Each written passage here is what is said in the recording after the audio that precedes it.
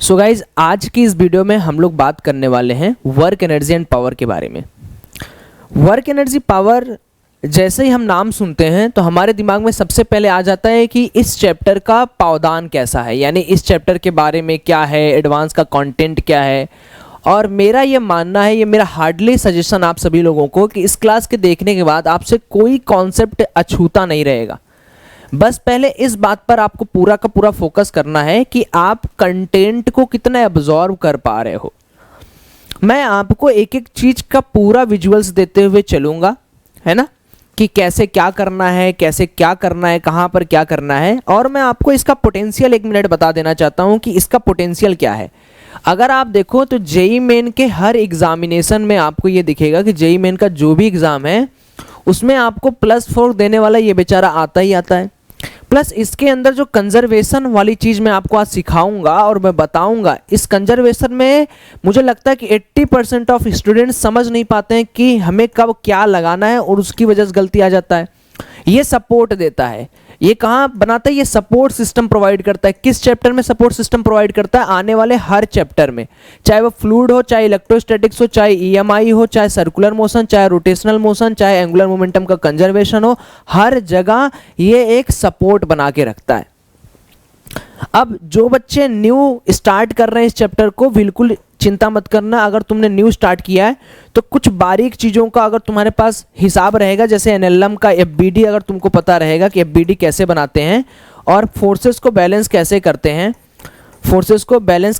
हैं, और basic kinematic equation के अलावा मैं आपसे कुछ नहीं मांगने वाला हूँ इस चैप्टर में। एडवांस के भी कॉन्सेप्ट आपको इन्हीं 3 फंडामेंटल ग्राफ पर मैं आपको करा दूंगा, इन्हीं 3 फंडामेंटल बेसिक्स पे आपको करा दूंगा पूरे के पूरे एडवांस के क्लास। अभी बहुत ध्यान से समझते हैं, ध्यान से, बिना बातचीत किए, कि आखिर ये वर्क एनर्जी एंड पावर पढ़ा ही क्यों जा रहा है। तो सबसे पहले किसी भी चैप्टर की स्टार्टिंग में आप ये समझो कि आप अपने आप से सवाल पूछो कि आखिर हमें ये work energy and power chapter पढ़ने की आवश्यकता क्यों है भाई, क्यों हम इसको पढ़ना चाह रहे हैं, या हमने क्यों इसको देखना चाह रहे हैं कि वर्क एनर्जी पावर में ऐसी क्या चीज़ें छुपी हुई हैं।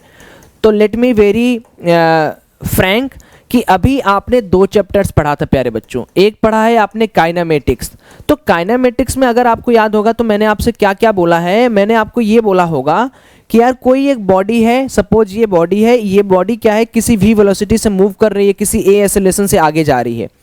हमने यहाँ पर ये नहीं पढ़ा कि कॉज क्या है, यानी किसके वजह से, वजह क्या है, किस वजह से ये बॉडी आगे जा रही है, या किस वजह से ये बॉडी ऊपर जा रही है, किस वजह से ये बॉडी नीचे जा रही है, किस वजह से इस बॉडी के अंदर मूवमेंट है, किस वजह से इस बॉडी के अंदर रेस्ट है, किस वजह से इस बॉडी के अंदर मोशन है। फिर हमने आपको सेकंड चैप्टर पढ़ाया प्यारे बच्चों, और सेकंड में हमने आपको बताया कि न्यूटन्स लॉज ऑफ मोशन नाम का एक चैप्टर होता है। अब आपने न्यूटन्स लॉज ऑफ मोशन में क्या सीखा कि भाई ये जो बॉडी मूव कर रही थी v वेलोसिटी से या a एक्सेलरेशन से, वो इस वजह से मूव कर रही थी क्योंकि इसके ऊपर कोई आंतरिक या बाहरी दबाव आया, आंतरिक या बाहरी दबाव आया, जिसको हम लोग प्यार से फोर्स या दबाव के नाम से भी जानते हैं। तो हमने ये चीज देखा कि कोई बॉडी है, अगर उसका चाहे रेस्ट हो चाहे मोशन हो, इसको निर्धारित करने के लिए हमें एक अलग से कंपल्सन देनी होती है, एक मजबूरी प्रोवाइड करना होता है, एक वजह खोजनी होती है, जिस वजह को पाने के बाद ये बॉडी मूव करता है। तो हमने इन दोनों चैप्टर्स को समझकर अपना पोर्टफोलियो मजबूत बनाया है। अब इन्हीं दोनों चैप्टर्स के ऊपर पूरा वर्क एनर्जी को खेलेंगे अपन, और कैसे खेलेंगे वो तुम लोग देखना, वो मजा आएगा तुम लोग को, देखते चलना। सबसे पहली बात कि भैया ये जो वर्क है, ये वर्क क्या है, ये वर्क को हम लोग बोलते हैं प्यारे बच्चों क्रिया। अब क्रिया मतलब होता है, या आप लिख लो यहां पर काम। अभी के लिए आप सिर्फ इतना जानो कि वर्क मतलब होता है क्रिया या काम। यानी कि सौरभ भैया जो इतने दिनों से हम लोगों को ये बात आप बोलते हैं कि अगर मान लीजिए ये कोई टेबल है और इस टेबल पर एक बॉडी रखी हुई है और इस बॉडी के ऊपर कोई फोर्स लगा। अब इस फोर्स ने क्या किया, इस बॉडी के ऊपर कुछ एक्सेलरेशन या वेलोसिटी प्रोवाइड किया। अब सपोज करिए कि भैया ये बॉडी चलते चलते चलते चलते चलते चलते s दूरी ट्रेवल कर लिया और यहां आ गया, यहां आ गया। This position is A and this position is B। Now क्या, अब क्या, अब भाई क्या, कि यार यहां से यहां तक पहले चला किसकी वजह से, इस फोर्स की वजह से। डिस्प्लेसमेंट कितना आया, डिस्टेंस कितना आया, ये आया। अच्छा, अब ये जब यहां से यहां तक चला तो क्या इसने कुछ क्रिया किया, क्या इसने कुछ कार्य किया, क्या इसने कुछ काम किया? उसी काम को हम लोग बोलते हैं वर्क। और वर्क का जो फॉर्मूला होता है वो कई लोग गड़बड़ लिखते हैं। आज जो मैं यहां बोर्ड पे लिखूंगा वो आपके कॉपी पे चकमकक चमकक आ जाना चाहिए। शांति से सुनते रहो, शांति सुनते रहो। ये एकदम आसान चैप्टर, इसमें कोई हार्ड कॉन्सेप्ट नहीं है। वर्क का मतलब हो गया कि आपको सबसे पहले क्या करना है, फोर्स लिखना है, और फोर्स के साथ आपको मल्टीप्लाई में क्या लिखना है, मल्टीप्लाई में आपको लिखना है डिस्प्लेसमेंट अलोंग द फोर्स। अब ये कई लोग भूल जाते हैं, ये कई लोग भूल जाते हैं, उस भूलने वाली बीमारी को दूर करना है। Displacement along the force.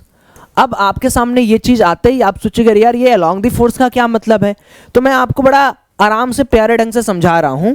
देखो, डिस्प्लेसमेंट अलोंग द फोर्स का मतलब क्या होता है प्यारे बच्चों, कि ये लाइन ऑफ साइट है मेरी, ये लाइन ऑफ साइट है ना, इसी लाइन ऑफ साइट के अकॉर्डिंग मेरा मोशन हो जाएगा, इसी लाइन ऑफ अकॉर्डिंग के मेरा मोशन हो रहा है, और देखो डिस्प्लेसमेंट भी इधर हो रहा है।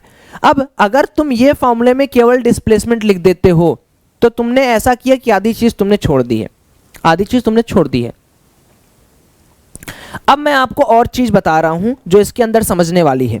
समझने वाली चीज क्या है कि ये तो एक नॉर्मल कंडीशन हो गया जब हमारे पास एकदम सिंपल केस है, यानी लीनियर मोशन हो रहा है दोनों का। अब मान लीजिए यही टेबल है, यही टेबल है हमारे पास, और इस टेबल पर मान लीजिए ये बॉडी रखी हुई है। अब हमने क्या किया, ये जो बॉडी इस टेबल पर रखी हुई है, इस बॉडी के ऊपर हमने क्या किया, इस बॉडी के ऊपर हमने जो फोर्स लगाया वो ऐसे खींचने वाला फोर्स लगा दिया, और ये बोल दिया हमने एफ वेक्टर, हमने बोल दिया ये जो एंगल है वो थीटा है, और एक्चुअल में डिस्प्लेसमेंट बॉडी की कुछ देर बाद ए पोजीशन से बी पोजीशन तक हो गई। अब हम क्या लिखेंगे भाई, हमको पता है कि भैया ये डिस्प्लेसमेंट हो गया, तो क्या हम ऐसे लिख देंगे क्या कि W is equal to force into displacement? क्या ये सही है? क्या ये सही है? नहीं, ये सही नहीं है। क्यों नहीं सही है? क्योंकि यहां पर साफ साफ अक्षरों में लिखा गया है डिस्प्लेसमेंट अलोंग द फोर्स। तो यहां पर वर्क जो होता है वो एक स्केलर क्वांटिटी होता है, और वर्क का मतलब होता है force dot product of displacement, dot product of displacement, dot product of displacement. तो हमें क्या करना है, इस फोर्स का इसके अलोंग या तो कंपोनेंट ले लो, तो कहने का मतलब इसके अलोंग कंपोनेंट कितना आ जाएगा, एफ का कॉस थीटा, और ये वाला जो कंपोनेंट होगा हमारे किसी काम का नहीं, एफ का साइन थीटा, हमारे किसी काम का ये कंपोनेंट नहीं है। उस समय मतलब ही मैं दिखाऊंगा क्यों नहीं काम के अपने। तो यहां से हम लिख सकते हैं कि एफ एस का cos theta will be correct answer if we are talking about the magnitude. So this is all about the first basic concept to know what do we actual mean for work, what do we mean actual for work.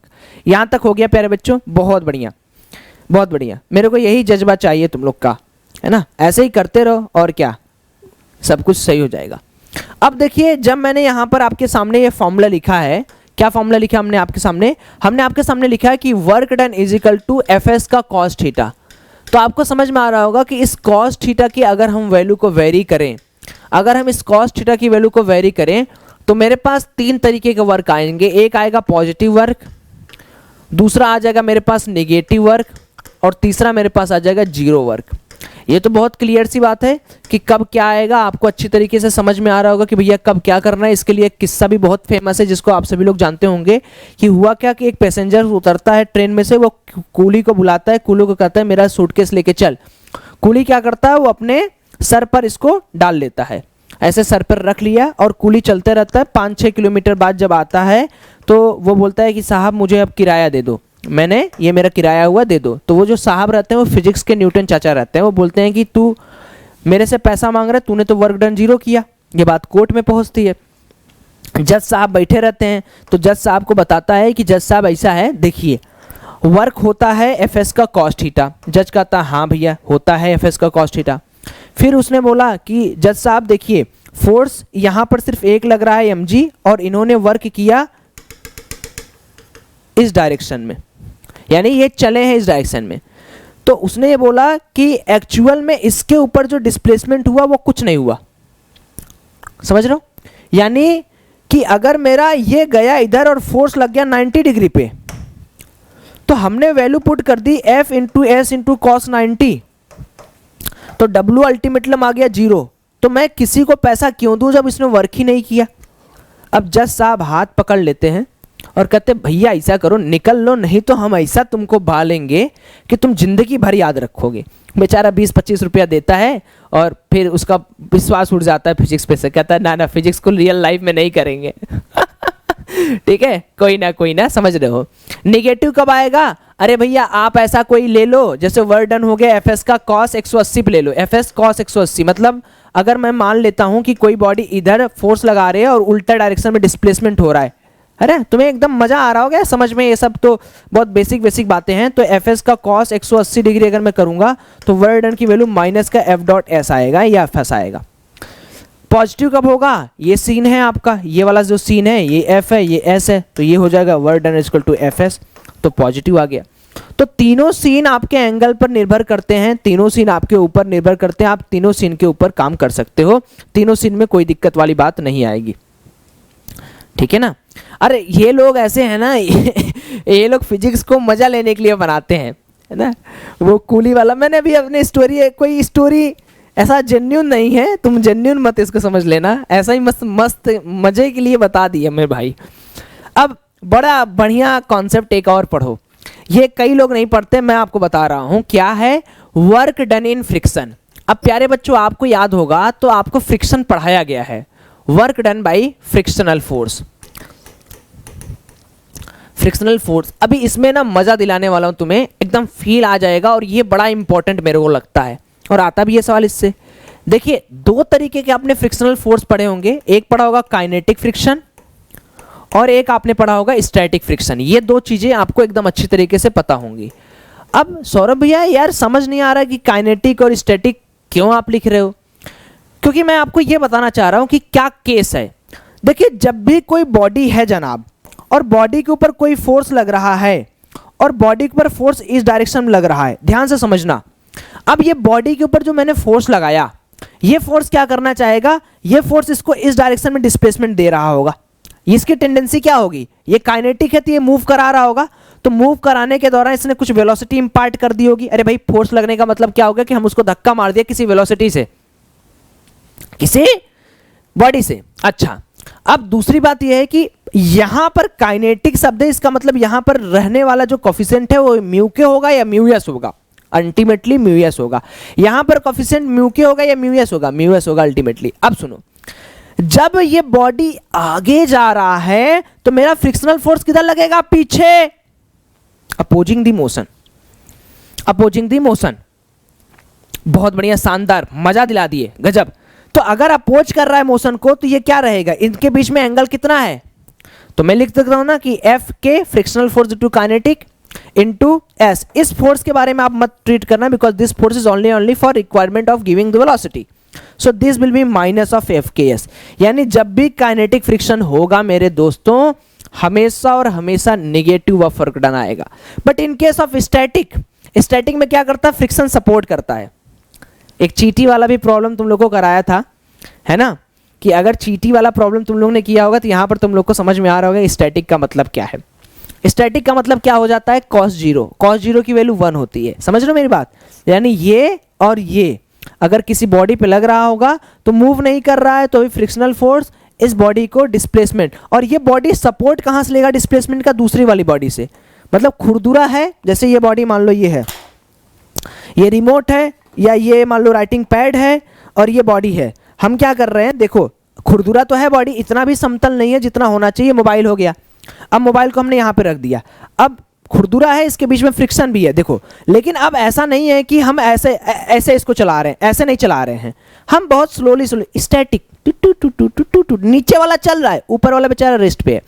तो हुआ क्या, displacement ultimately whole body का किधर हो रहा है, ultimately displacement direction हो रहा है। अब तुम सोचोगे कि सौरभ ये फ्रिक्शन क्या करेगा, इसको आगे जाने से रोक रहा होगा, है ना, लेकिन अल्टीमेटली इसकी वेलोसिटी तो कुछ इसकी तो ये तो आगे जा ही नहीं रहा है, तो फ्रिक्शन क्या है, यहाँ पे सपोर्ट प्रोवाइड करने लगेगा, है ना। तो जब भी आपको लगे कि बहुत छोटा मोशन है, तब आप क्या लिखेंगे, work done equal two plus of F S का इंटू कितना, ये तो स्टैटिक हो गया, इंटू डिस्प्लेसमेंट। ये है आपका फंडामेंटल फार्मूला, जिस फंडामेंटल फार्मूला को आपको देखना था।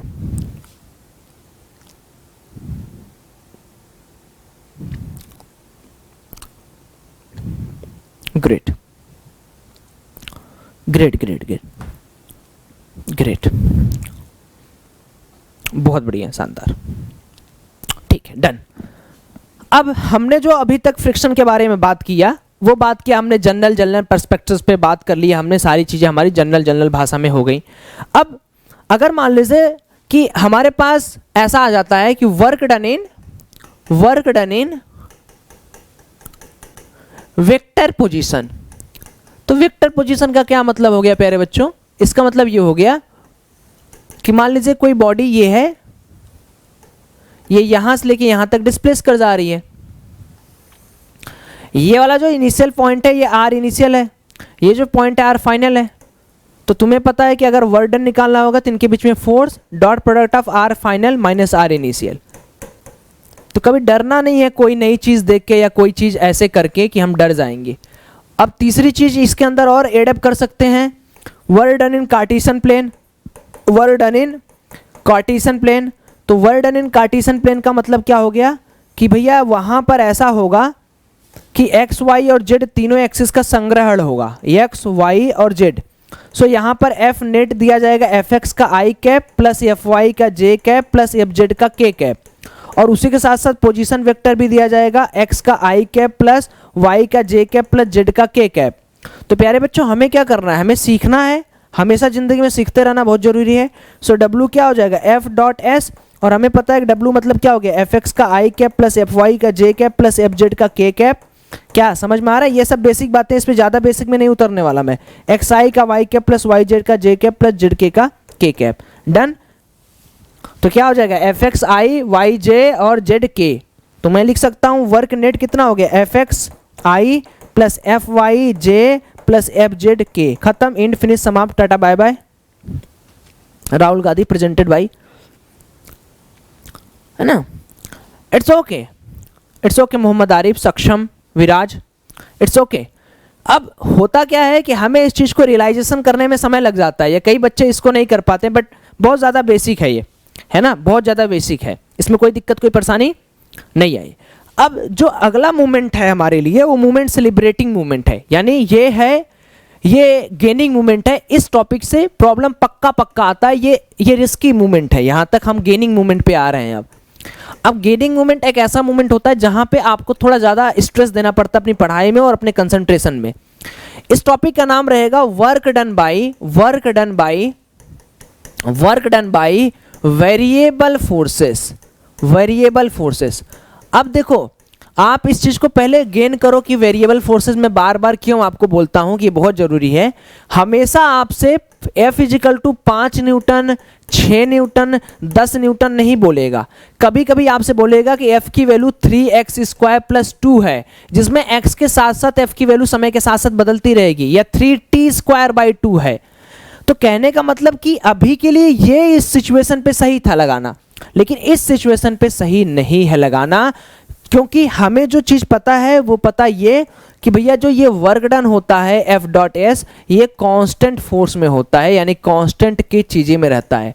वेरिएबल में हमें कोई अंदाजा नहीं है कि क्या होगा क्या नहीं होगा, तो वेरिएबल में हम रिस्क नहीं लेंगे, हम अपने रिस्क को मिनिमाइज करने वाले हैं। हम वेरिएबल में कोई रिस्क नहीं लेंगे, अंडरस्टूड, कोई रिस्क नहीं लेना है। अब इसके लिए भैया क्या उपाय है ये भी बता दीजिए। देखिए उपाय कुछ नहीं है प्यारे बच्चों, उपाय मैं आपको एक नंबर का बता दे रहा हूं, सिंपल सी बात है। जब भी आपको कभी ऐसा लगे कि इस दूरी में जाने में, मान लो ये पूरा का पूरा लेंथ x है, आपको लगे कि इस पूरी की पूरी दूरी जाने में जो हमारा फोर्स है सबसे पहले वो वेरिएबल है, फोर्स इज वेरिएबल, तो आप क्या बोलोगे, आप सिंपली बोलोगे कि सौरभ भैया ऐसा है, मगजमारी करने से कोई फायदा नहीं, यहां से सिंपली एस लेंथ जाके छोटा सा लेंथ काट लूंगा ds। अब ds काट लिया, इसका मतलब ये इतना मोमेंटरली छोटा है, इतना मोमेंटरली छोटा है कि ये कुछ देर के लिए कांस्टेंट की तरह ट्रीट हो सकता है। तो जब इस ds के ऊपर वर्क निकालूंगा तो ऑब्वियस सी बात है dw आएगा, dw आएगा। अब हमें क्या करना है, dw of integration of f dot ds, simple, काम खत्म। बहुत ज्यादा कोई तुमको चिंता करनी है, हैं?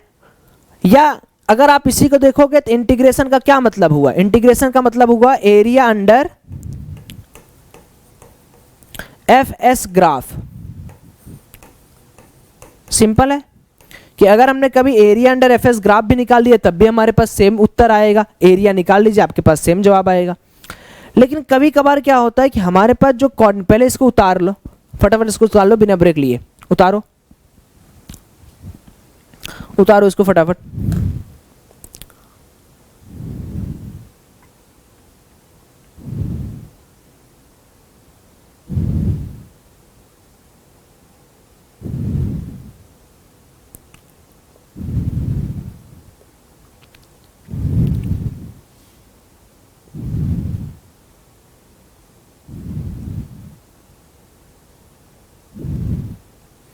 हो गया, यस मायूस। तो अब कभी कभार क्या होता है, इसमें कोऑर्डिनेट वाला जो सिस्टम है, हमने जो अभी आपको कोऑर्डिनेट वाला सिस्टम बताया, तो कोऑर्डिनेट के सिस्टम में आपको वेरिएबिलिटी दिख जाती है। तो कोऑर्डिनेट वाला जो हमने बताया कार्टेशियन प्लेन वाला, तो कोऑर्डिनेट सिस्टम में कभी कभार इसमें वेरिएबिलिटी दिख जाती है। और ये थोड़ा सा आप लोग को लगता है कि भैया लेंथी हो गया, लेकिन ऐसी कोई बात नहीं है, ऐसी कोई बात नहीं। जो चीज़ें अभी हमने आपको बढ़ाई वही चीज़ आपको यहाँ करना है। तो करना क्या है, अभी भी आपके पास जो f की वैल्यू है वो क्या है, fx का i कैप प्लस fy का j कैप प्लस fz का k कैप। ये चीज़ हमने पिछले बार भी बताई, ये चीज़ हम इस बार भी बता रहे हैं कि ये चीज़ हमेशा रहेगा। बस यहाँ पर जो ds आया था वो थोड़ा सा चेंज मार देगा। वो क्या हो जाएगा, वो dx का छोटा वाला हो जाएगा, dy छोटा वाला ले लेंगे और dz छोटा वाला ले लेंगे। बस यहाँ पे dw की वैल्यू लिख देंगे f डॉट ds और इसको मार देंगे इंटीग्रेट। इसको 0 से w अभी मत मारो, लिमिट मत ही लगाओ, ज़्यादा बढ़िया है। तो इंटीग्रेशन ऑफ dw और इंटीग्रेशन ऑफ इधर कर देंगे। f का मतलब क्या हो गया, fx का i कैप प्लस fy का j कैप प्लस fz का k कैप, डॉट प्रोडक्ट किसके साथ प्यारे बच्चों, dx का i कैप प्लस dy का j कैप प्लस dz का k कैप। आसान सुंदर भाषा में लिखा गया है, कोई दिक्कत कोई परेशानी आपको नहीं आने वाली है। ये एक ऐसा अल्टीमेट तरीका है जिस तरीके से आप किसी भी कोऑर्डिनेट के अंदर भी तीनों एक्सिस में थोड़ा थोड़ा डिस्प्लेसमेंट काट के भी कर सकते हो, कोई बहुत बड़ी बात नहीं है, नॉट अ बिग डील। ये वेरिएबल वाली चीज़ें बहुत इंपॉर्टेंट होती है, ये मैं आपको बता दे रहा हूँ। अब आप ये चीज़ समझना कि जब आप इसको तोड़ोगे तो इसके अंदर एक बहुत इंपॉर्टेंट चीज़ है, आप इसको तोड़ोगे तो आप क्या लिखोगे, integration of F x into D x. अब ये एक्स इनिशियल से लेके एक्स फाइनल तक जा रहा होगा, ठीक है। प्लस जब आप यहाँ पे लिखोगे तो आप लिखोगे वाई इनिशियल से लेके वाई फाइनल, और ये जा रहा होगा एफ वाई डी वाई पे। फिर आप यहाँ लिखोगे तो ये जेड इनिशियल से जेड फाइनल, ये जा रहा होगा एफ जेड डी जेड से। तो ये चीज़ भी आप बिल्कुल याद रखेंगे अपने दिमाग में, ये चीज़ भी आपसे टूटनी नहीं चाहिए किसी भी हाल में, ये चीज़ भी आपसे हटनी नहीं चाहिए किसी भी हाल में, ठीक है ना, ये चीज़ बिल्कुल नहीं हटनी चाहिए। सो यहाँ तक की चीज़ें आपको एकदम क्लियर समझ में आ गई होगी कि W का मतलब F X D X F Y D Y F Z D Z क्यों आई है और क्या हमें करना था यहाँ पे, ठीक है मेरे बच्चों। कोई दिक्कत कोई परेशानी आए तो मुझसे आप बेशक पूछो, मैं आपके सवालों का जवाब देना हूँ। अब इसके बाद हमारे पास आता है एक नया चीज, that is work done bye spring. अब वर्क डन बाय स्प्रिंग को ध्यान से समझना, इसमें से सवाल आ जाता है वर्क डन बाय स्प्रिंग, इसमें से सवाल आ जाता है, ध्यान से समझो। अभी प्रॉब्लम कराऊंगा मैं तुम लोग को मस्त मस्त वाले, है ना, अच्छे से प्रॉब्लम करेंगे अपन, चिंता नहीं करना, अभी ये समझते रहो। पहली बात तो हुक्स चाचा जी ने इनको दिया था, हुक्स लॉ ने इनको दिया था कि भैया कोई भी स्प्रिंग होता है, ये स्प्रिंग अगर मान लो ऐसे लगा हुआ है लगा हुआ है लगा हुआ है, आइडियल स्प्रिंग के पास कोई मास नहीं होता, कोई मास नहीं होता। और अगर स्प्रिंग अपने अनस्ट्रेच नेचुरल लेंथ में रहता है तो उसको हम लोग एल नॉट बोलते हैं। और इसके पास जो कोफिशिएंट ऑफ स्प्रिंग होता है, जिसको स्प्रिंग कांस्टेंट बोलते हैं, उसका होता है के। अब स्प्रिंग के पास एक प्रॉपर्टी होती है कि तुम इसको दबाओगे तो ये खुलना चाहेगा, तुम इसको खोलोगे तो ये दबना चाहेगा। तो हुक्स ने ग्राफ ऑब्जर्व किया कि फोर्स वर्सेस डिस्प्लेसमेंट का ग्राफ किस तरह बन रहा है। उन्होंने ये देखा कि भैया ये तो बड़ा नया तरीका है, हम जब इसको दबा रहे हैं तो ये खुल रहा है, खोल रहे हैं तो दब रहा है। उन्होंने ये ग्राफ दे दिया कि इसके अंदर जो फोर्स आएगा वो रिस्टोरिंग होगा। रिस्टोरिंग मतलब माइनस ऑफ के टाइम्स ऑफ एक्स। हुक्स ने ये बोला कि भाई जब हमें ये चीज साफ साफ पता चले दबाने पे खुल रहा है, खुलने पे दब रहा है, तो इन्होंने एक बड़ा ट्रैक्टिक बिजनेस यूज किया। क्या यूज किया इन्होंने बिजनेस? इन्होंने ये किया कि भाई ओरिजिन से हमें जो चीज पता चली वो होगी। अब यहां पर अगर आपने मान लो कि x नॉट दूरी पे इसको खींचा, x नॉट दूरी पे इसको खोचा, l नॉट आपका पहले का स्पेस है, ये पहले का स्पेस है, आपने x नॉट F फोर्स लगा के खींच दिया, इसको खींच दिया आपने इसको, तो यहां पर जो स्प्रिंग फोर्स है वो क्या आ जाएगा? निगेटिव आ जाएगा, क्योंकि स्प्रिंग ये तो आपने लगाया ना चाचा, ये तो ऑब्जर्वर का है, ये स्प्रिंग का है, ये स्प्रिंग। तो खींचने के कंडीशन में क्या होता है? स्प्रिंग फोर्स माइनस के एक्स होता है। तो स्प्रिंग यानी एक्स जो है, जब एक्स नॉट पॉजिटिव होगा यानी आप ओरिजिन के आगे जा रहे हो तो एफ स्प्रिंग निगेटिव होगा। ये चीज याद रख लीजिए, चाहे जिस एग्जाम में देखिए आपसे एफ एक्स और इसकी वैल्यू पूछेगा। और मैं अभी एक बहुत इंपॉर्टेंट पॉइंट यहां भी रेज करूंगा जिसके बारे में मुझे आपसे, एक मिनट, वेट।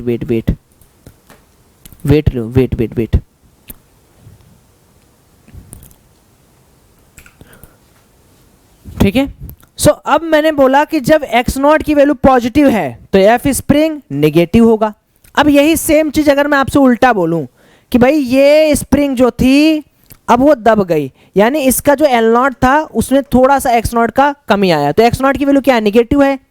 एक्स नॉट घटी, एक्स नॉट की वैल्यू निगेटिव है, तो स्प्रिंग का जो एफ स्प्रिंग होगा वो पॉजिटिव हो जाएगा। ये चीज अपने दिमाग में डाल लो, ये चीज अपने दिमाग में डाल लो कि ये होगा। और जो बच्चे बार बार एग्जामिनेशन के बारे में चिंता करें, एग्जामिनेशन आपके जुलाई में होंगे, ठीक है। अब हमारे पास एक नया टर्म आता है कि वर्क डन बाय स्प्रिंग क्या होगा, या वर्क डन बाय स्प्रिंग निकाल के दिखाइए जनाब। तो वर्क डन बाय स्प्रिंग निकालने के लिए मैं आपसे 2 मिनट का समय लूंगा, वर्क डन बाय स्प्रिंग। और मैं आपको एक चीज और बता दे रहा हूं, जो चीजें मैं यहां लिख रहा हूं ये सुपर इंपॉर्टेंट होने वाला है आपके लिए। तो यहां पर आप एक और डाल दो, IMP इंपॉर्टेंट, IMP इंपॉर्टेंट। ये भी आप यहां पे आराम से डाल के रहो, ठीक है। तो अब इंपॉर्टेंट में क्या चीज समझनी है अपन को? इंपॉर्टेंट में ये चीज समझनी है प्यारे बच्चों कि अगर ये स्प्रिंग है, स्प्रिंग को आपने खींचा एफ से, स्प्रिंग ने पीछे लगाया एल नॉट, इसका नेचुरल लेंथ था, और आपने एक्स और खींच दिया, स्प्रिंग ने एफ स्प्रिंग फोर्स पीछे लगाया। तो यहां पर आपने खींचा आगे, स्प्रिंग ने आपको पीछे लगाया। तो जब आपने एक्स लेंथ की बढ़ोतरी की तो उस एक्स लेंथ के लिए आपने कुछ छोटा सा DW प्रोवाइड किया होगा। छोटा इसलिए मान रहे हैं क्योंकि हमें नहीं पता हम क्या कर रहे हैं, एक DX का हम छोटा छोटा मॉनिटरिंग कर रहे हैं। और ये ऐसा बोल दो, ये DW due to spring, spring ने क्या किया? तो अब आप बोलोगे कि भैया स्प्रिंग ने क्या किया? एक इनिशियल पोजीशन से फाइनल पोजीशन तक का शिफ्टमेंट किया, यानी इंटीग्रेशन ऑफ एक्स इनिशियल से लेके एक्स फाइनल एफ का dx। एफ आपको पता है कि जो यहां पर एफ की वैल्यू है वो है इनिशियली से फाइनली माइनस के एक्स इंटू डी एक्स। क्या प्यारे बच्चों के कांस्टेंट है तो मैं बाहर निकाल लूं, आपको एकदम क्लियर है। और अगर फाइनल और इनिशियल की बात करें तो इनिशियली इसके पास कोई मोमेंटम नहीं था, फाइनली इसके पास मोमेंटम एक्स था। इनिशियल में तो ये अपने नेचुरल लेंथ पे था तो कोई इलॉन्गेशन नहीं था, फाइनली ये क्या था? एफ पे था। तो ये 0 से लेके एक्स तक भी हम कह सकते हैं क्योंकि एक्स इलॉन्गेशन किए हैं। तो जो वर्क डन बाय स्प्रिंग आएगा वो कितना आ जाएगा? That will be minus of half के एक्स स्क्वायर। ये अपने दिमाग के किसी बंडल में डाल के चुरा लो कि भैया हमको ये चीज हमेशा और हमेशा आनी चाहिए। डन सारे बच्चे, एक बार बोलो। अब ये जो आपको लिखा है ये वर्क डन बाय स्प्रिंग है। अब ये जो बंदा ऑब्जर्वर है ये एजेंट कहलाता है। तो अगर कभी एजेंट से बारे में आ गया है ना, तो एजेंट के बारे में आ गया तो आप क्या लिखोगे यहां पर कि work done by agent, work done by agent is nothing but plus का half, sorry plus work done by agent is nothing but plus का हाफ के x square. Note down, this is to far thing. आपको इन दोनों के बीच में balance बना के रखना है। सवाल क्या पूछ देगा कितना जल्दी आप कॉन्सेप्ट लूज कर जाओगे, आपको खुद नहीं समझ में आएगा कि सवाल ने क्या पूछा और आपने क्या रिप्लाई देके आप बाहर निकल गए। तो ये एक बहुत बड़ी चीज है प्यारे बच्चों, जिसको मैं आपके साथ कन्वे कर रहा हूं, जिसको मैंने आपके लिए बताया है। इसके पीछे की मार्मिकता आप जरूर समझिएगा। समझ रहे हो मेरी बात? वो मैं आपसे कहना चाह रहा हूं।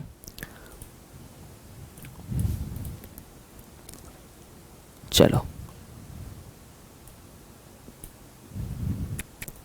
तो वर्क डन बाय स्प्रिंग के बारे में हमने बातचीत आपसे कर ली कि वर्क डन बाय स्प्रिंग क्या है। Work done bye spring -12kx², elongation के केस में भी है और कंप्रेशन के भी केस में है। अब थोड़ा सा एक दो प्रॉब्लम मैं आपको करा दे रहा हूँ। वर्क डन के बेसिक जो टर्मिनोलॉजीज अभी हम लोगों ने यूज किया है ना, उसी के ऊपर हम एक दो प्रॉब्लम आपसे करा दे रहे हैं। इन प्रॉब्लम्स को आप करके थोड़ा सा आप फील करोगे कि हाँ कुछ तो आ रहा है। ज़्यादा बड़े प्रॉब्लम्स हम अभी आपको नहीं कराएंगे, क्योंकि अभी हमें और बहुत सारी चीज़ें करनी है। तो हम छोटे छोटे प्रॉब्लम्स के माध्यम से आपको कराएंगे। जैसे एक प्रॉब्लम आपके लिए सबसे पहला है, ये वाला है। प्रॉब्लम नंबर 1 आपके लिए है, दिया गया है। क्वेश्चन नंबर 1 आपके लिए है। इसमें दिया क्या गया है? इसमें दिया गया है बच्चों कि the displacement of particle of mass 1 kg। Displacement जो है, displacement of particle of mass 1 kg। देखो अभी स्टार्टिंग में स्टार्ट करना है, जिनको नूब प्लेयर जो है उनके लिए है। 1 kg on a horizontal smooth surface is function of time as x = 1/3 t³। अभी मैंने क्या बोला था कि आपको फंक्शन वाला सवाल मिलता ही आपके कान खड़े हो जाएंगे कि मुझे क्या करना है। ये है आपको बताना है find out work done by external agent. अब मैं क्या बोला मैंने? अभी मैं क्या पढ़ाया? अब वही निकालना है। Find out work done by external agent in first 1 second. बिना वीडियो पॉज किए आप जवाब दें। फर्स्ट 1 सेकेंड, बिना वीडियो पॉज किए आप जवाब दें। बिना वीडियो पॉज किए आप जवाब दें, जल्दी करें सारे बच्चे। आपने कर लिया होगा इसको। अभी क्या प्रॉब्लम में हमको बोला गया था उसको देखते हैं, और उस प्रॉब्लम के ऊपर हम लोग थोड़ा जोर देते हैं कि प्रॉब्लम में क्या पूछा है और कैसे प्रॉब्लम को करना था। ठीक है, होप करता हूँ ये सभी लोगों का हो गया होगा। और अब बहुत बढ़िया। हितांश, ओके। तो हमारा ये प्रॉब्लम सोल्यूशन के साथ रेडी है। रेडी इसलिए है कि हमें देखिए निकालना था वो एक्सटर्नल एजेंट। पहले आप ये बताइए एक्सटर्नल एजेंट का मतलब पॉजिटिव या नेगेटिव, पक्की बात है। अब भैया हमें पता है कि ये हो गया है x = 1/3 t³। हमें वर्क डन निकालना है। वर्क डन का फॉर्मूला क्या होता है भैया? वर्क डन का फॉर्मूला होता है F × dx। तो हमें सबसे पहले क्या करना है? F के बारे में सोचना है। और F के लिए हमें सबसे जिम्मेदार क्या होता है? Mass into acceleration. मास तो पता है, एक्सेलरेशन कैसे निकलेगा? तो सबसे पहले इसको क्या करते हैं? dx/dt कर देंगे। तो dx/dt करते मेरे पास वो आ जाएगा, वेलोसिटी आ जाएगी। तो अगर आप करोगे तो ये कितना आ जाएगा? ये देखो आ जाएगा आपके पास t²। एक नीचे आ गया, कट गया, एक कम बटेगा, t² बचेगा। अब क्या करेंगे? इसको फिर डिफरेंशिएट कर देंगे। तो dv/dt अगर डिफरेंशिएट करोगे तो ये 2t आ जाएगा, यानी तुम्हारा एक्सेलरेशन भी आ गया। तो मास इंटू एक्सेलरेशन तुम्हारा अभी अपने हाथ में है। तो अब क्या करना है आपको? Work done = integration of f.dx कर देना है आपको। वर्क डन आपके हाथ में है, f = मास इंटू एक्सेलरेशन आपके हाथ में। अब dx, अब dx के इस बारे में क्या जिम्मेदार है? आपको समझ में आ रहा है dx मतलब क्या? अरे कुछ नहीं, नया नहीं सोचना है कुछ। आपको जो मिला है dx × dt वाला, आप ऐसा कर देना कि आपने ये देखो आपको क्या मिला है कि f की वैल्यू ये है। f की वैल्यू होती है मास इंटू एक्सेलरेशन, याद है पढ़े थे। अब ये जो मास इंटू एक्सेलरेशन है, इसी को आप चेंज करो। क्या करोगे? आप दोनों ऊपर नीचे dt/dt कर दो। एक्सेलरेशन ला रहा हूं मैं, तो f.dx से दोनों टाइम आप क्या करो? ऐसे करो, आप इसको चेंज करो थोड़ा। इंटीग्रेशन ऑफ f.dx तो है ही, ऊपर भी dt और नीचे भी dt कर दो। देखो क्या मिल जाएगा? ये dx/dt क्या मिल जाएगा? देखो ये वेलोसिटी मिल गया। तो w क्या आ गया प्यारे बच्चों? ये आ गया इंटीग्रेशन f × v। अच्छा, और उसके बाद क्या आ गया? dt। कितना शानदार बन गया ना, देखो खत्म कहानी। v का फंक्शन t² में है ही, सॉल्व कर दोगे, वैल्यू पुट करोगे तो अप्रॉक्स जो आंसर आना चाहिए that will be 1/2 joule. 0.52 joule आप रिपोर्ट कर लेना अपने कॉपी पे। डन? यहां तक की चीजें क्लियर है?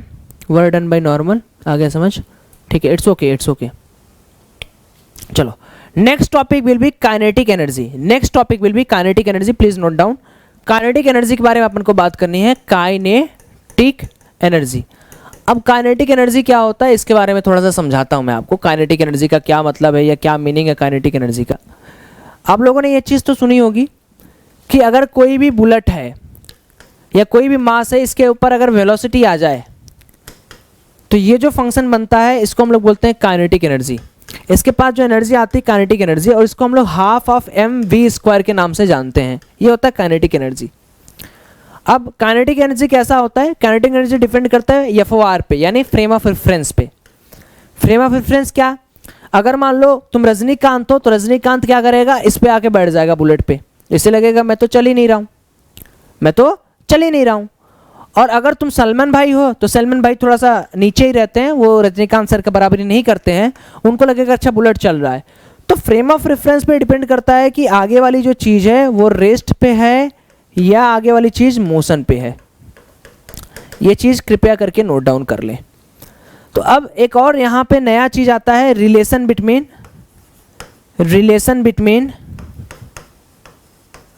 Kinetic energy and momentum, linear momentum.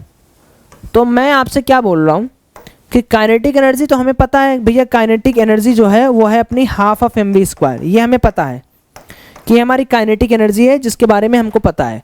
और हमको पता है कि हमारा जो मोमेंटम है वो होता है m × v, ये दोनों चीज़ें हमें पहले से पता है। आप इन दोनों का फॉर्मूला यूज करके एक रिलेशन बना सकते हो क्या, देखो देखो देख के देखो, हाँ ये रिलेशन आता है k = p²/2m।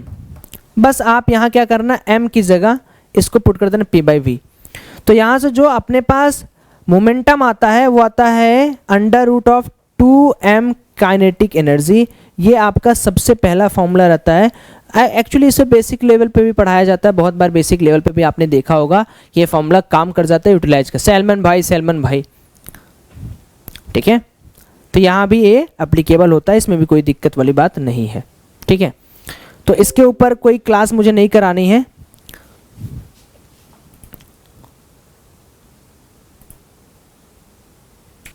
Okay, so now we understand next topic जिसका नाम है वर्क एनर्जी थ्योरम। अब वर्क एनर्जी थ्योरम एक अल्टीमेट टॉपिक है, आप समझो इसको, आप ऐसे बोलो कि ये राजा नहीं है, राजा आदमी है, मतलब इसके लिए कोई और चीज़ की ज़रूरत नहीं है, ये अल्टीमेट आदमी है।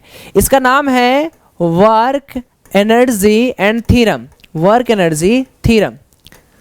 तो वर्क एनर्जी थ्योरम का मतलब क्या हो गया कि जैसे मान लीजिए मैंने आपसे बोला कि भाई आपके पास हज़ारों तरीके के फोर्सेज हैं, तो हज़ारों तरीके के फोर्सेज है, हज़ारों तरीके के वर्क होंगे। अब हमें किसी पर्टिकुलर बॉडी के स्टडी करना है या किसी पर्टिकुलर बॉडी के बारे में बात करना है, तो ऐसा नहीं है कि हम अलग अलग फोर्सेज के बारे में बात करें, अलग अलग फोर्सेज के बारे में खोजें तब जाके हमारा कुछ होगा। आप simply work energy theorem use कर सकते हो। देखिए वर्क एनर्जी थ्योरम को समझने के लिए आप ऐसा समझिए कि मान लीजिए ये कोई बॉडी है जिसका मास m है, m मतलब स्मॉल a m वाला, और ये डिस्प्लेस करके आ रहा है यहाँ पर, तो पक्की बात है कि इस बॉडी के ऊपर एक फोर्स नहीं हजारों फोर्स लग रहे होंगे। तो मान लीजिए हमने कुछ फोर्सेस का संग्रहण करके ये बोला कि यहाँ F2 है, ये F1 है, और ये F3 है, और ये F4 है, ऐसे करके कुछ है। तो भाई अगर पक्की बात है कि भैया मान लो बहुत छोटा डिस्प्लेसमेंट है ds, ये इस ds तक पहुंचने के लिए एक नेट फोर्स जिम्मेदार होगा जो इसके सेंटर से लग रहा होगा, और ये F नेट क्या होगा, ये F नेट होगा समेशन ऑफ ऑल फोर्सेस, क्योंकि फोर्सेस ऑलरेडी एक पोलर वेक्टर क्वांटिटी है, तो सबको सम करके अगर देखा जाए तो यहाँ पहुंचेगा। और यहाँ पहुंचते पहुंचते सपोज करो इसके पास फोर्स लग रहा है F, और जो छोटा सा लेंथ कवर है, इसका ये मतलब नहीं है कि छोटा सा लेंथ कवर है तो वेलोसिटी होगी नहीं भाई, यहाँ से जब बॉडी चल रहा होगा तो कुछ वेलोसिटी होगी, और जब छोटा छोटा बात कर रहे हो तो यहाँ आते आते मान लो कि थोड़ी सी वेलोसिटी उसकी बढ़ के v+ की dv हो गई, थोड़ी सी वेलोसिटी v+ dv में हो गई, बदल गई। तो ओवरऑल हमें अब क्या निकालना है, हमें निकालना है भैया वर्क एनर्जी थ्योरम आखिर क्या बला है। तो बला ये है कि भाई आप जानते हो F नेट की वैल्यू आपने निकाल ली है, ठीक है। आपने क्या किया है, आपने F नेट की वैल्यू निकाल ली कि F नेट मेरा जो है वो है मास इंटू एक्सेलरेशन, ये आपने कर दिया है, या आपने ये बात बोल दी है। वेट,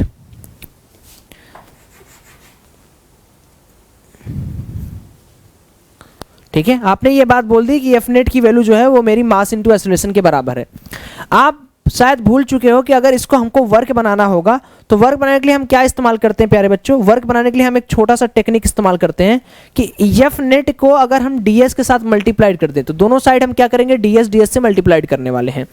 तो हम लिखेंगे यहाँ एफ नेट इंटू ds और यहाँ लिखेंगे M A into ds।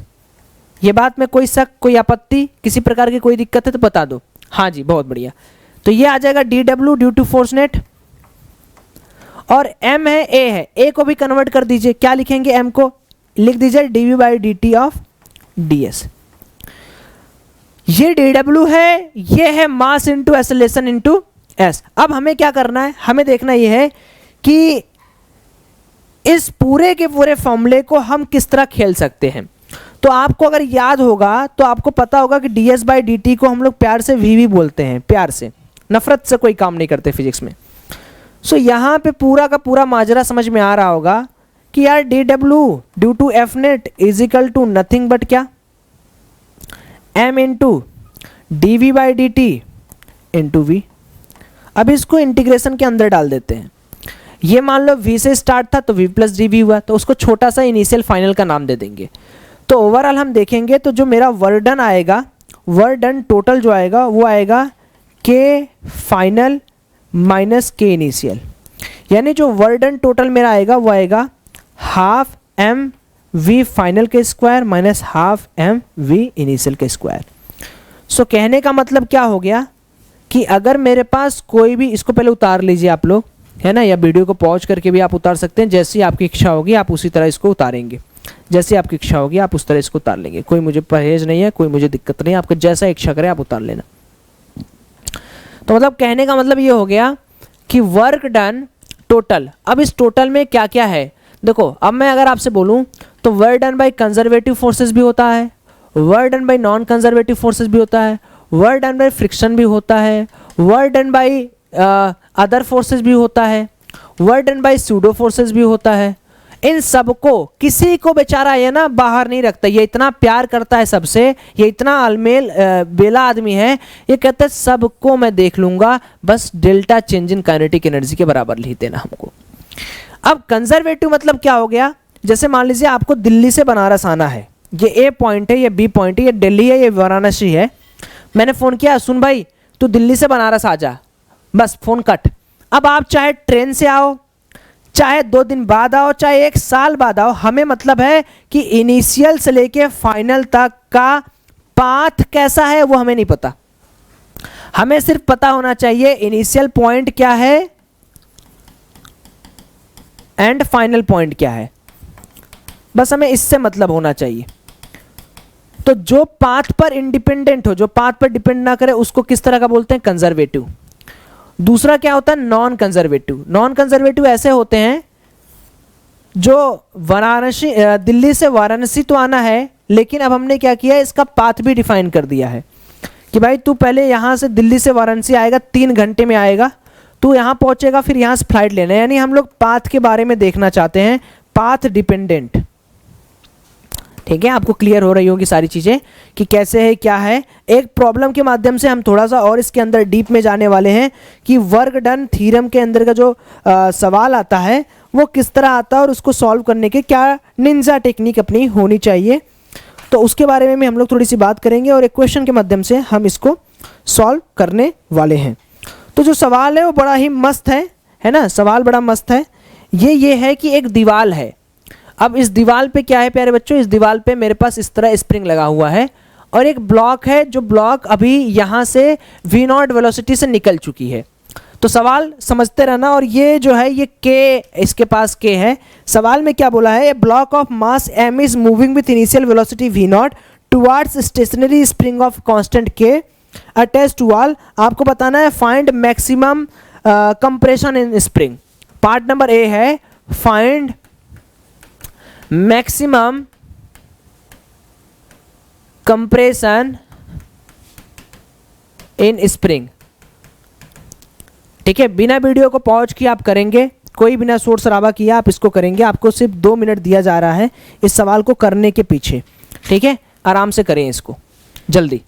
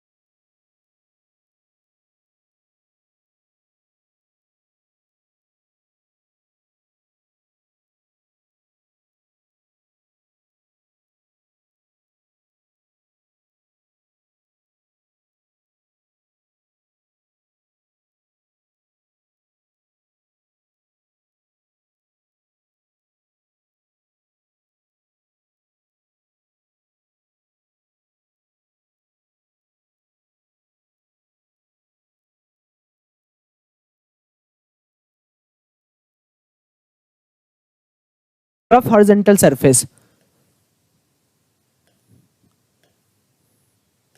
Block ये है जो कि मूव कर रहा है विथ वेलोसिटी v नॉट, ये सरफेस रफ है,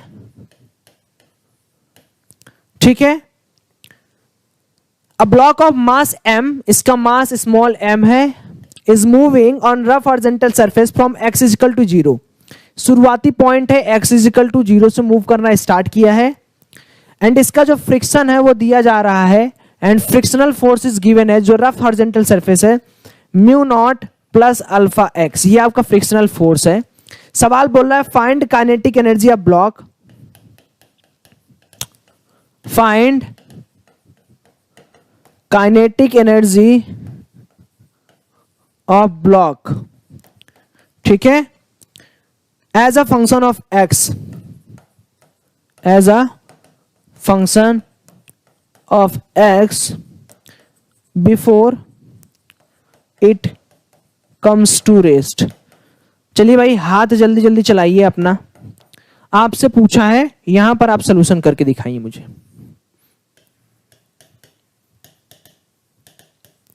आपसे पूछा है वर्क क्या होगा अगर इस तरह ये चल रहा है तो। देखिए ध्यान से समझिए, अब हमारे पास सिचुएशन है ना, यहां पर फ्रिक्शन प्रेजेंट है, और फ्रिक्शन चाचा ना बड़े रफ हैं, और ये वेरिएबल हैं।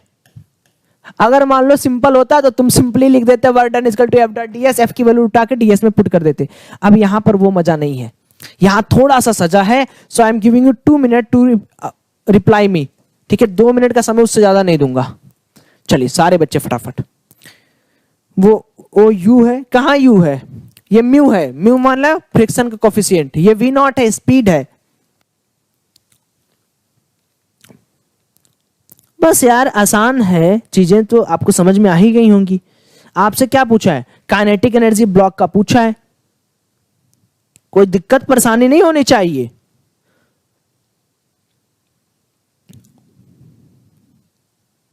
फाइनली आपसे पूछा है final kinetic energy,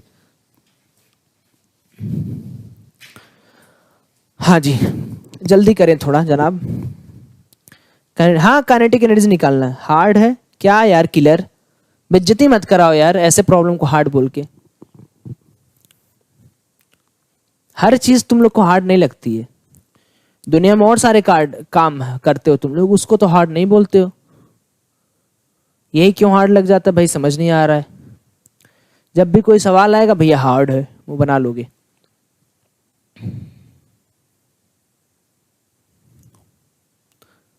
to mu naught, सारे बच्चे गलत बता रहे हो है ना, गलती मत करो यार, जल्दी करो, आपके पास 1 मिनट का टाइम और बचा हुआ है।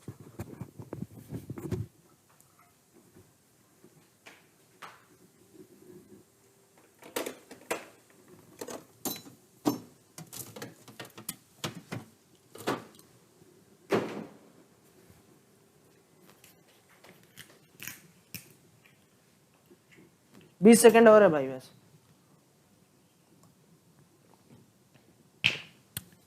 एक बच्चा कह रहा है डिफरेंशिएशन करना है, किस गांव से पढ़ाई कर रहे हो पता नहीं चल रहा है। हरिओम, क्या हरिओम गलती कर रहे हो यार, तुम तो अच्छे बच्चे हो।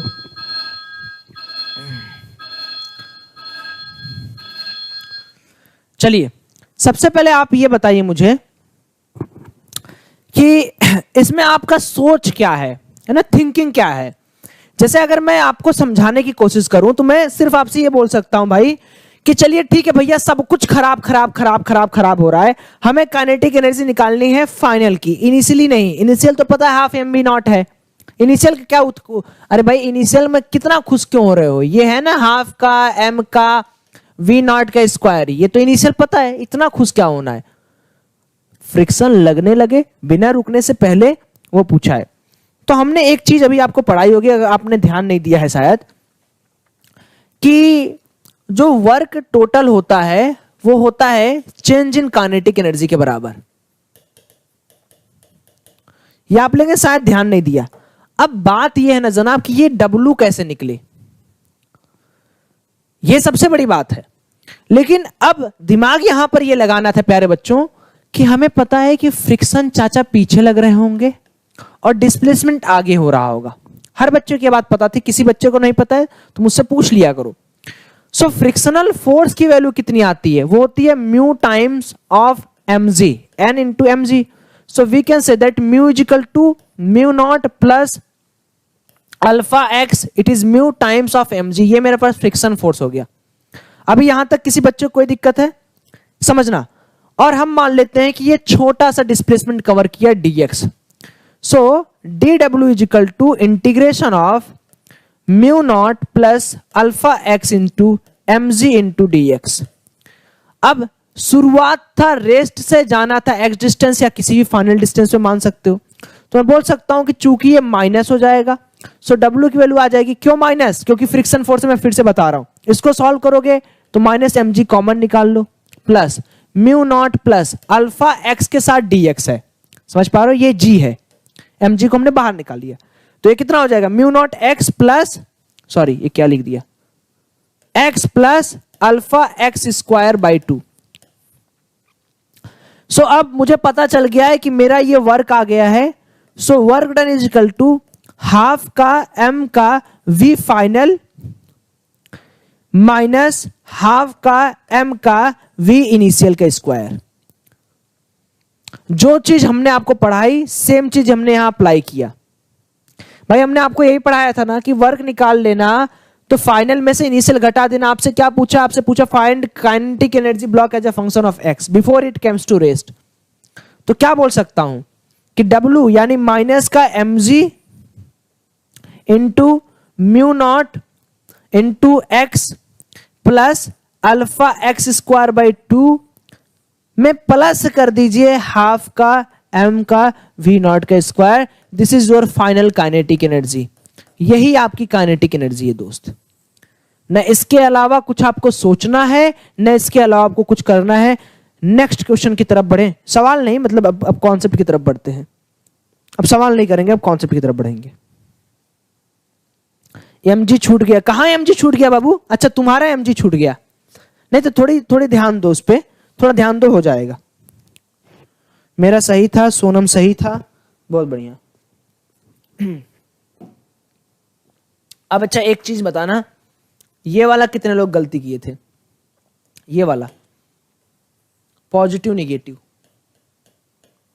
और सही बताऊं, यही आपके एग्जाम की सबसे बड़ी सिल्ली मिस्टेक है। जबकि आपको अगर ये अंदाजा होगा कि सौरभ भैया अभी कुछ देर पहले आपने ये बताया था, ये पढ़ाया था कि फ्रिक्शन में काइनेटिक रहता है तो क्या होता है, स्टैटिक रहता है क्या होता है, मैंने बताया था ना। गुड, लाजवाब, मजा आ गया। चलिए यहां लिखिए नया टॉपिक,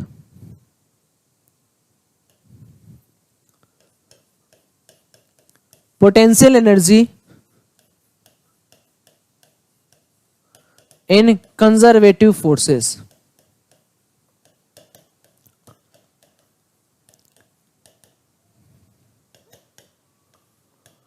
तो जब भी आपके पास कोई भी कंजर्वेटिव फोर्स आएगा तो आप इसका लिखेंगे, जो भी वर्क डन कंजर्वेटिव फोर्स का होता है वो माइनस हो जाता है माइनस का डेल्टा यूसी। जहां पर ये जो आपके सामने लिखा गया है ये है वर्क और ये है पोटेंशियल। तो कंजर्वेटिव फोर्स ऐसे फोर्स जो ए से लेके बी पर डिपेंड करते हैं, यानी इनिशियल से लेके पोजीशन तक, उस पर कोई मतलब नहीं होता है। यहां से जो रिजल्ट आता है वो आता है F X is equal to D U X by D X. ये आपको जो एफ एक्स दिखा जा रहा है, force as a function of X के बारे में बात किया जा रहा है, और ये जो D you by D x है ये पोटेंशियल ग्रेडियंट के बारे में बात किया जा रहा है, potential as a function of X. उतार लीजिए भाई जनाब, उतार लीजिए, आपके एग्जाम में बड़ी मदद देगा ये formula F X equal to. अब सपोज करिए ये जो फॉर्मूला है वो आपके कार्टेशियन प्लेन में आ गया,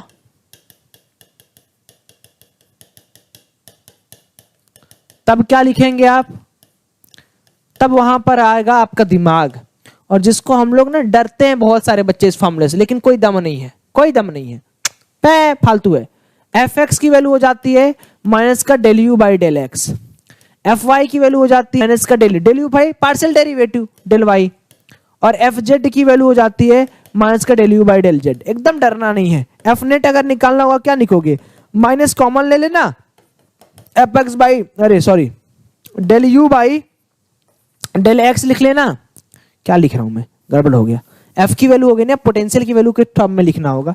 एफ की वैल्यू लिखोगे तो लिखना माइनस कॉमन ले del U by del X I cap plus del U by del Y J cap plus del U by del D Z into K cap.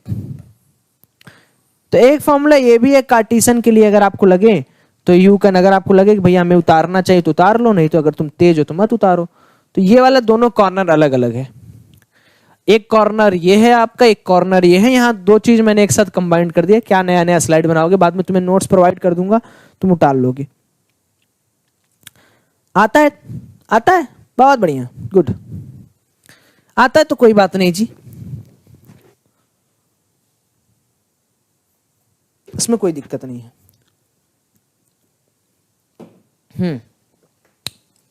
नहीं, del V by del Z, D V by D Z नहीं लिख सकते क्योंकि यहां पर तीन एक साथ होते हैं ना, तो यहां पे पार्शियल डेरिवेटिव आपको रखना पड़ेगा, ठीक है ना।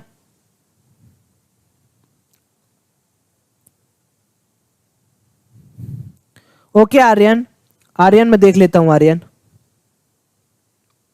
चिंता मत करो आर्यन। चलिए, सारे बच्चों को समझ में आ गया।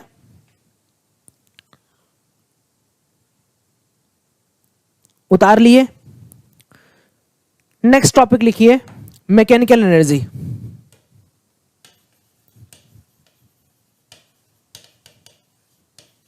सबसे पहले तो मैकेनिकल एनर्जी के बारे में सबको तो पता ही है कि भैया मैकेनिकल एनर्जी क्या होता है, किस तरह होता है, क्या नाम होता है। यार वही एनर्जी जिसको हम लोग एम के नाम से बोलते हैं, यानी अगर हम लोग मैकेनिकल एनर्जी की बात करो तो ई प्लस यू होता है। अगर मैं इसको मैकेनिकल एनर्जी बोलूं तो मेरा ये बन जाता है काइनेटिक एनर्जी और ये बन जाता है पोटेंशियल एनर्जी। यानी अगर हमने किसी भी सिस्टम में मैकेनिकल एनर्जी लिखना है तो आप पोटेंशियल प्लस काइनेटिक एनर्जी जोड़ दो, आपको मैकेनिकल बन जाएगा। अब मैं आपसे एक सवाल पूछना चाहता हूं। सवाल मेरा बहुत सिंपल है। अभी मैं काइनेटिक एनर्जी के बारे में जब मैं आपसे बता रहा था तो मैंने काइनेटिक एनर्जी के बारे में आपसे बोला था कि जो भी इसमें बदलाव होगा वो होगा work done by other force, work done by conservative force, work done by non conservative force, work done by pseudo force, work done by friction, work done by any external forces, O sorry any external forces, ठीक है। सो ये मेरा सवाल था आपसे कि भैया ये चीज होता है, और आपको दूसरी चीज पता चली कि भैया work done by conservative minus you के बराबर होता है। कहां से पता चला जी? यहां से। इसलिए मैं बोलता हूं ध्यान से लेक्चर के कोऑर्डिनेशन को समझो। रिदम जो होता है लेक्चर्स का वो बहुत इंपॉर्टेंट है। मैं बताऊंगा कुछ और, समझ तुम्हें कुछ और आएगा, इसलिए गड़बड़ मत करना। तो यहां पर मैंने दो आउटकम्स पहले ही अपने दिमाग में बैठा रखे हैं कि सौरभ भैया ये दो आउटकम्स तो होते ही होते हैं। और ये कैसे आया? जो हम लोग पढ़ रहे हैं वही आया। सो क्या इन सबकी जगह एक चीज कंजर्वेटिव की जगह माइनस पी पुट कर दूं क्या? सोचो, पहले दिमाग लगाओ भाई। हर जैसे डेल्टा के में बहुत सारे वर्क है, लेकिन पोटेंशियल एनर्जी जो कंजर्वेटिव की है वो तो वर्क डन बाय कंजर्वेटिव को माइनस के बराबर है। क्या पुट कर दूं क्या? सोचो। बहुत बढ़िया, गुड। सो मैं कह सकता हूं कि minus potential energy plus work done by non conservative plus सारे को वर्क डन बाय अदर में रख दो। Work done by other is equal to, ये सब अगर मैं जोड़ दूं तो क्या ये चेंज इन काइनेटिक एनर्जी के बराबर आता है क्या? मत सोचो कुछ, पहले अपने दिमाग में जोड़ दो। जोड़ दे के ये तुम समझो कि भैया ये फॉर्मूला आप लिख कहां से रहे हो, और आसान है, कॉम्प्लिकेटेड मत बनाओ, कॉम्प्लिकेटेड मत बनाओ। ये फॉर्मूला पता है, इसमें अदर हैं, एक्सटर्नल हैं, सूडो हैं, इन सबको मारो गोली। केवल नॉन कंजर्वेटिव और कंजर्वेटिव देखो, इन सबको एक डिब्बे में डाल दो जिसको वर्क डन बाय अदर बोल दो। बाकी कंजर्वेटिव नॉन कंजर्वेटिव है, तो कंजर्वेटिव की वैल्यू तो हमने पता कर ली भैया कि माइनस पी के बराबर है, plus non conservative plus other, ये हो गया डेल्टा के। तो अब मैं बोल सकता हूं कि नॉन कंजर्वेटिव और अगर अदर को हम कह दें, so we can say that work done by non conservative forces plus work done by other forces is equal to delta K plus delta P. अभी कितने बच्चों को एकदम ध्यान से समझ में आ गया? इसको आप डेल्टा भी बोलोगे, कोई दिक्कत वाली बात नहीं, सारे का समेशन। सोच के बताओ, मेरी बातों को समझना। हमने क्या किया, हमने नॉन कंजर्वेटिव और अदर फोर्सेस की इकट्ठा एक गुच्छ बना लिया। इस ग्रुप को हमने बोल दिया delta K plus delta P के बराबर है। अब हमने एक चीज और आपसे बताई थी, इसका मतलब क्या था? इसका मतलब था मैकेनिकल एनर्जी।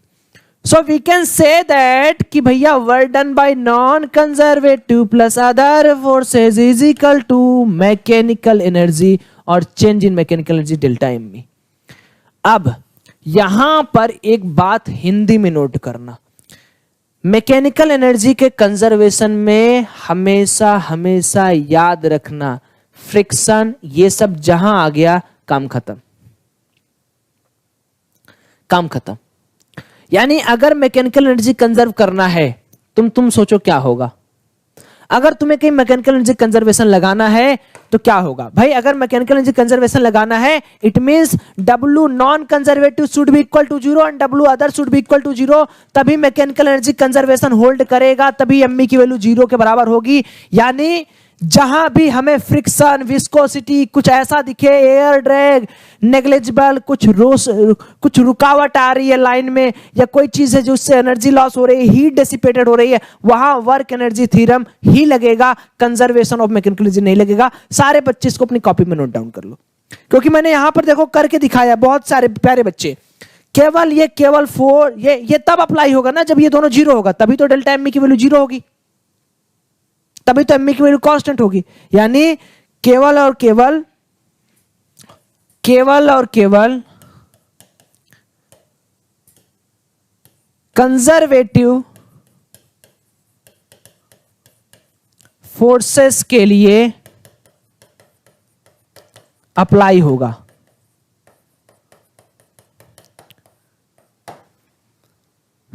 मजेदार? कोई प्रॉब्लम, कोई तकलीफ बाबू? किसी प्रकार की कोई दिक्कत है पूछ लो, वैसे होनी नहीं चाहिए। चलो अब एक बहुत बेहतरीन सा सवाल आपके सामने हम लाते हैं, बहुत ध्यान से इसको समझिएगा, क्योंकि इसमें एक सवाल में बहुत सारे राज छुपे हुए हैं, है ना, बहुत सारे राज छुपे हुए हैं। ये एक सवाल आपको 50 तरह के कॉन्सेप्ट देने के लिए सफलतापूर्वक आपको सिखा सकता है। चलिए अब हम आपको सिखाएंगे सवाल कैसे, कंजर्वेशन का सवाल कैसे किया जाता है, ध्यान से समझना। तो सबसे पहले ना हम आपको समझाते हैं क्या होता है। सबसे पहले आप नोट करिए, इस तरह का फिगर है,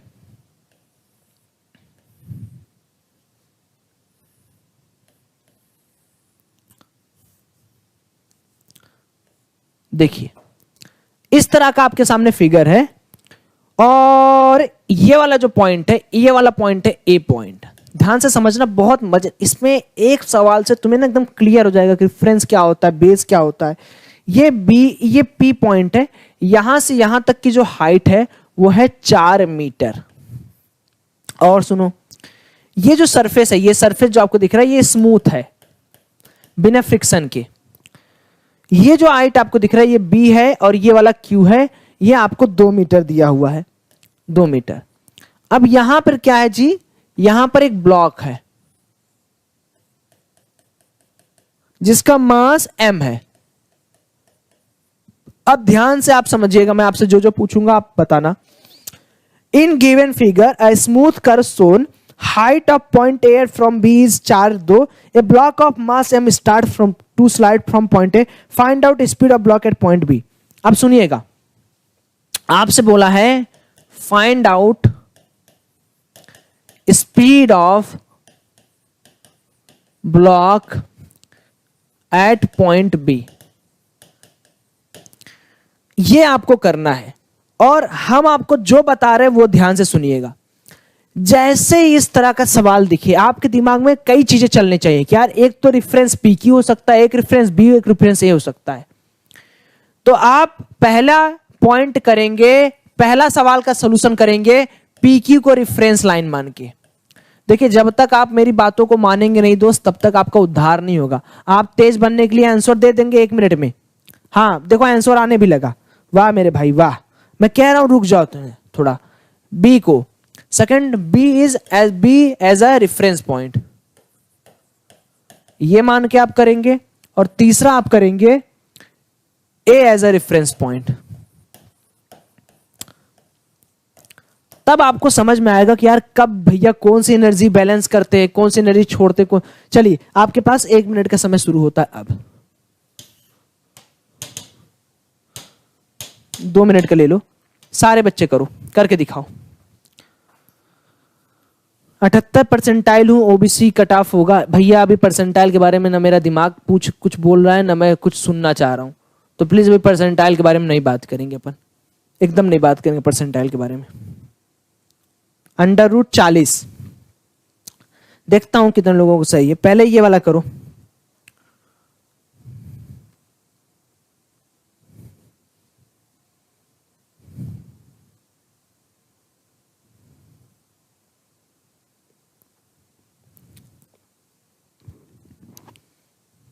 सारे बच्चे करो।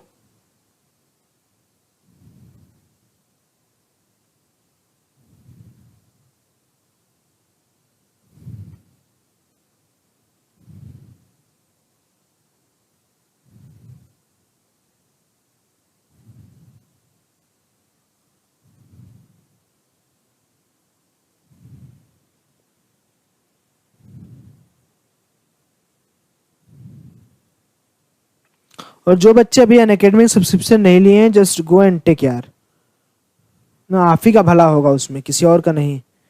100 परसेंटाइल एक बच्चे ने आज फोड़ ही दिया अनअकैडमी से ना, तो अभी तो और फोड़ने वाले हैं सब।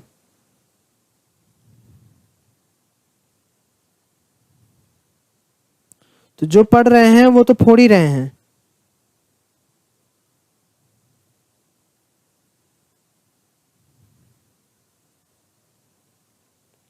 चलिए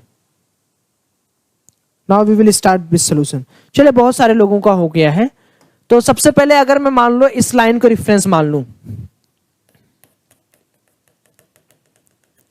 अगर मैं पी को रेफरेंस मान लूं तो मुझे क्या लगेगा यार, यहां से यहां आने में इसको क्या लॉस हो रहा है बोलो। अगर मैं पी मान लूं तो यहां पर क्या मैं बोलूंगा कि पी पॉइंट पर पोटेंशियल एनर्जी 0 है ना, जो रेफरेंस रहता है वहां पोटेंशियल एनर्जी 0 नहीं रहता। मैं बोल सकता हूं कि ए पॉइंट पर क्या है, मैकेनिकल एनर्जी कंजर्वेशन। तो we can easily say that कि भैया अगर हम इससे उधर से करें तो potential energy at point A जो होगा और काइनेटिक एनर्जी जो पॉइंट ए पर होगा that should be converted into potential energy जो बी पर पहुंचेगा प्लस काइनेटिक एनर्जी जो बी पर पहुंचेगा। So simple. हमसे क्या पूछा है, हमसे स्पीड पूछा है, तो बताओ ये कितना हो जाएगा, m इंटू जी इंटू एच हो जाएगा, mgh। तो mgh की जगह हम सिंपली इसको ऐसे लिख देते हैं,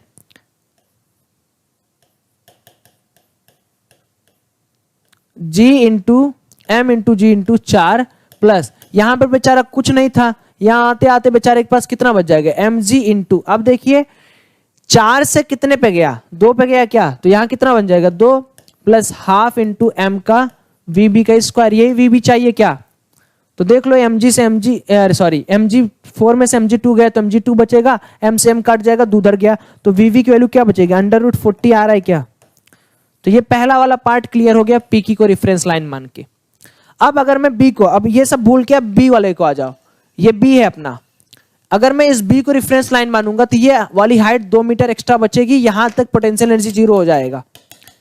बोलो कितने लोगों को बी वाला समझ में आ रहा है भाई, बी वाला कितने लोगों को समझ में, अरे गधे यहां अगर तुम रेफरेंस मानोगे तो इसके लिए ये पोटेंशियल हो जाएगा 2 मीटर पे, हाँ बोलो गुड। सो मैं सोचता potential at point A plus kinetic at point A that should be equal to potential at point B plus kinetic at point B. अच्छा पोटेंशियल बी का कितना था, 0 था, इसका कितना था mg into 2 plus 0 is equal to 0 plus half का m का vb का स्क्वायर, फिर से vb की वैल्यू √40 आ गई क्या, हाँ। अच्छा अब क्या करना, ए को ही मानना है, तो ए पे पोटेंशियल 0 मान लू क्या, है ना, तो यहां पर क्या हो जाएगा 0 पोटेंशियल प्लस 0 काइनेटिक एनर्जी, ये कन्वर्ट किस में होगा, यहां से यहां जाने में इसने कितना किया, अब यहां से उल्टा जाएगा, माइनस के mg इंटू 2 प्लस हाफ का mb स्क्वायर, क्योंकि यहां पर पोटेंशियल यहां पर अपना रिफरेंस है तो ये नीचे हो गया, तो पोटेंशियल नीचे जाओगे तो घट जाएगा, यानी माइनस का साइन आ जाएगा। बस सारे बच्चों को क्लियर हो गया ना, कहां माइनस mgh बाबू, कहां पे, अरे गधे, बी को रेफरेंस माने थे ना सेकंड वाले में, तो बी के ऊपर सारा काम हो रहा है, तो निगेटिव में क्यों करोगे पोटेंशियल? यहां पर देखो, यहां पर माइनस कर दिया क्योंकि ए था, ए तो सबसे ऊपर, उसके नीचे आओगे तो माइनस हो जाएगा। So simple. ठीक है, कल इसमें हम लोग थोड़ा सा रॉड वगैरह के बारे में डिस्कशन करेंगे, जो रॉड वगैरह के बारे में प्रॉब्लम है उसके बारे में डिस्कशन करेंगे। मैं आपसे फिर से ये कह रहा हूं कि आज 5 बजे हम लोग थोड़ा सा अपकमिंग प्लान फॉर अप्रैल के बारे में समझेंगे कि प्लान के लिए क्या स्ट्रेटेजी करें अप्रैल के लिए, है ना, कि अप्रैल में क्या होना चाहिए। तो ये सेशन 5 बजे होगा, आराम से जाके खा पी लो, मस्त आओ। और कोई बच्चा अगर अभी नहीं ज्वाइन किया है अकेडमी का ये टेलीग्राम, तो टेलीग्राम ज्वाइन कर ले। दूसरी सबसे इंपॉर्टेंट चीज है कि आप ये कोड जरूर यूज करें, टारगेट। और अब आपको ना पूरी तरह से एडवांस के लिए प्रिपरेशन करनी है। एडवांस के लिए बहुत सारी बैचेस हमारे यहाँ चलने स्टार्ट हो गई हैं, है ना, न्यूक्लियस, यहाँ वहाँ हर जगह की चीजें हमारे यहाँ चल रही हैं। अनअकैडमी पे आइए और मजे से अपने ड्रीम को पूरा करिए। ठीक है, हिस्ट्री क्रिएट करने के लिए उसमें शामिल होना पड़ता है। ऐसे नहीं कि भैया कहीं भी हैं, वर्क एनर्जी 1, ठीक है, ऐसे नहीं कि कहीं भी हैं हो जाएगा। थोड़ा आपको मेहनत करनी पड़ेगी, थोड़ी आपको जान लगानी पड़ेगी, और इन सारी चीजों को भूलकर आपको और मेहनत करना पड़ेगा। सर कितनी देर पढ़ूं बता दो।